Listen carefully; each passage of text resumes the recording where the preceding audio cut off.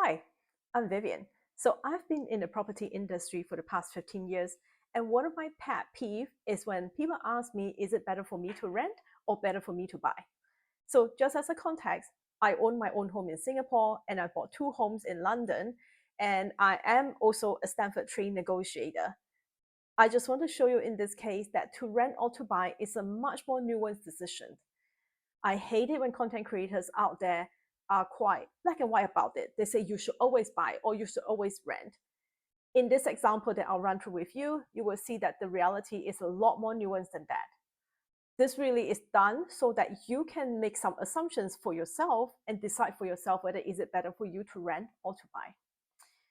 Some of these assumptions include things such as how much you can make if you invest in the share market or the cryptocurrency world, or things such as how much would your rental increase in the next few years. So in this case, let's run through an example.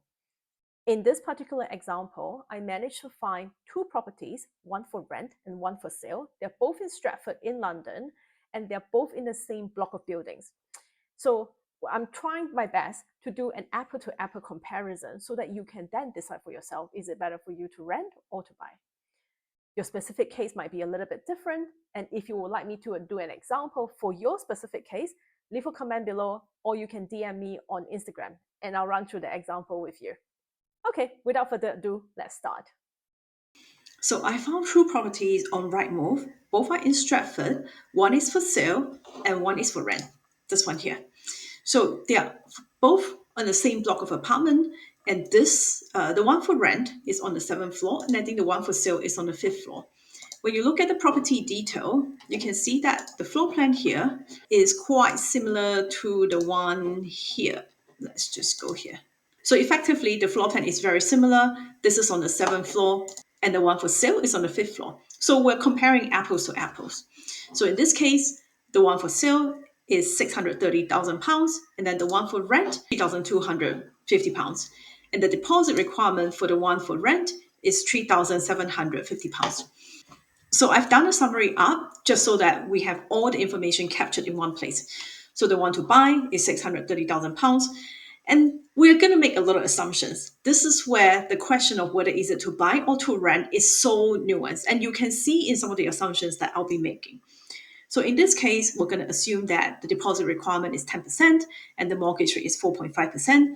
We're speaking in June in 2025, so the mortgage rate is quite up to date.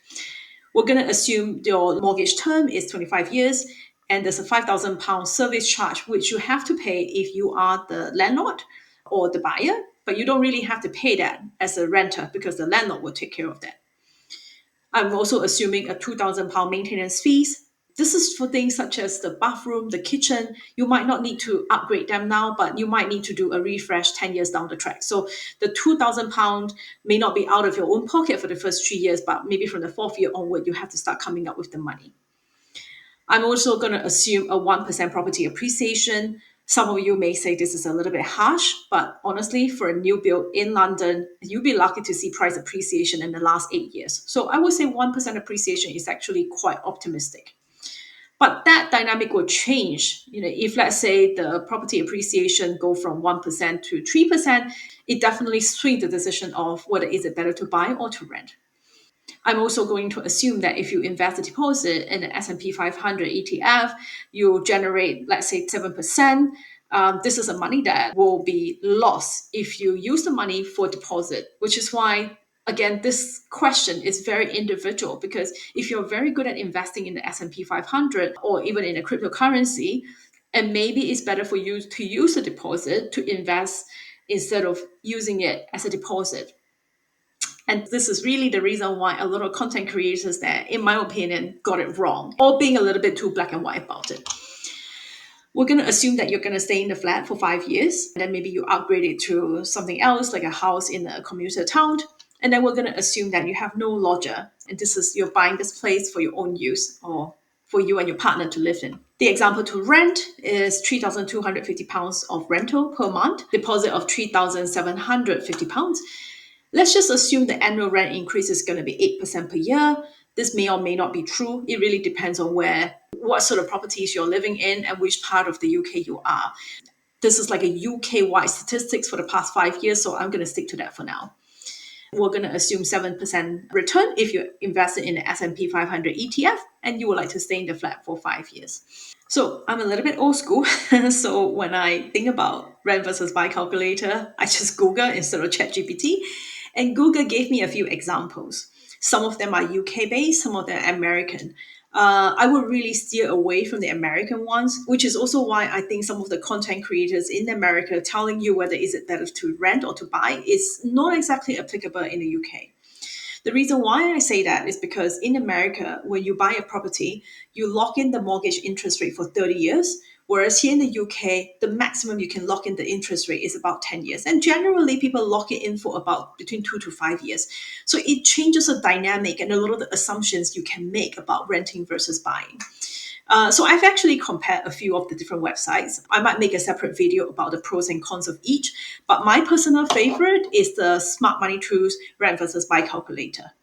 So remember the assumptions that we made just now about how long you want to stay in a property for and how much money you can make if you invest a deposit in an investment.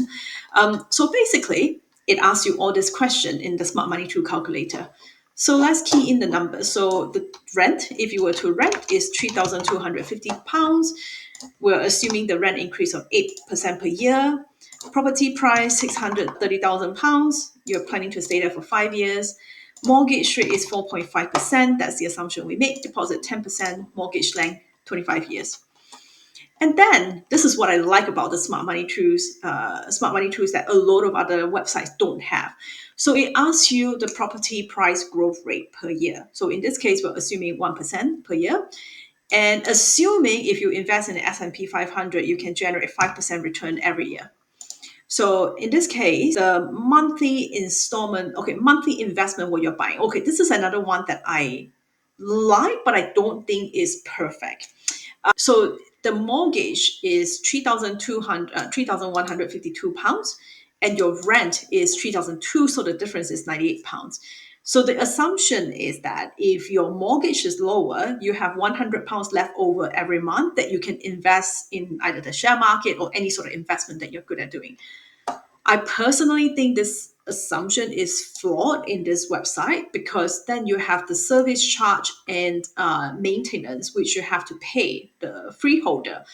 And that is the money that you have to pay every month or every year, but that's not taken into consideration in this case. And service charge will easily be, more than £100 a year. So in this case, I'm just going to assume it's zero for both, just so that it's easier for us to calculate. What I like about this website that a lot of other websites don't have is it takes into consideration of stamp duty. My very small pet peeve is that this is outdated because this was done in 2022. And those of you might know in April 2025, the stamp duty calculation has changed and generally the stamp duty has increased. So in this case, for a property worth £630,000, the stamp duty is actually £21,000 as opposed to £19,000. But on the greater scheme of things, I can let go of that £2,000, and as long as it gives me a more or less correct decision or answer as to whether is it better to rent or to buy. So let's just assume the buying cost. So this will be the solicitor's fees, the surveyor fees, and you know my view about surveyor if you watch my previous video. Generally, I would budget about £4,000 for buying fees, so surveyor and solicitor. So £4,000 would be more or less equivalent to. Okay, I'm okay with £4,500. Let's just park this figure, assuming it's 0.725% of the buying cost. And then when you sell the property, generally you need to pay the estate agent 1.5% of the property price, depending on the market. Sometimes it's 1%, sometimes it's 2%. Right now, it's actually more like 2%, but I would say 1.5% is the average over a long term. But you also have your solicitor fees on your end. So you need to add this 0.725 into the 1.5%. So that makes it 2.225%. So that's your selling cost, which you would not have if you were to rent. Maintenance costs, I'm assuming £5,000 a year, so that's about it. And then service charge, maintenance costs, I'm assuming £2,000 a year. I can do with that. And then service charge, let's assume is £5,000 a year. So that's that. Okay, so it's actually 0.8. So £5,000 service charge per year, which is in line for a property in that location. So rental deposit. So the rental deposit is £3,750. I couldn't quite get the numbers right, but let's just, more or less the same. Agent fees. Let's just assume this is the fees that you have to pay when you exit the flat. It can be cleaning fees, for example, and maybe a little bit of touch up because of wear and tear, so that you can keep you can have the deposit returned to you. In this case, I think they calculate the deposit as part of the opportunity cost, assuming you can invest a deposit in an investment like an S&P 500. And that's also the reason why I like this app. I like this website because it's very easy to use. So in this case, it tells you it's better to buy. And over a 5-year period, you are £38,000 better off. But you notice we're making a lot of assumptions here. And the biggest assumption is that your property will increase at 1% per year. What if your property price dropped by 1% a year? Are you still better off? So in this case, even though it only went from increase of 1% a year to decrease of 1% a year, you are much better off renting. What about if we assume that property prices do not increase? So buying is marginally better. So you can see why this sort of assumptions are, there's so many assumptions built in, and it's very difficult to predict the future. What if we assume that you are going to stay in the property for 10 years instead of 5? And how would that change the decision? Buying is so much better. So you can see from this calculation, buying is really good if you are quite certain of your geographical mobility, meaning, for example, if you buy in London, you're quite certain that you're going to live in London for the next 10 years, or at least live in this particular flat for the next 10 years. So it is a very long-term decision, which is why sometimes when people ask me, is it better to rent or to buy? I start asking them a whole series of questions such as, is this going to be your forever home? How long do you plan to stay in there? How much can you make if you invest the money somewhere else? So I hope this video is useful, and I hope you will make use of this website to help you answer the buy versus rent decision.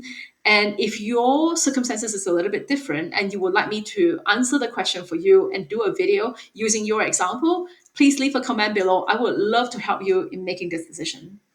And also, if you're thinking of buying, you're quite certain that you want to buy, I do have an online course teaching people how to buy their first property here in the UK.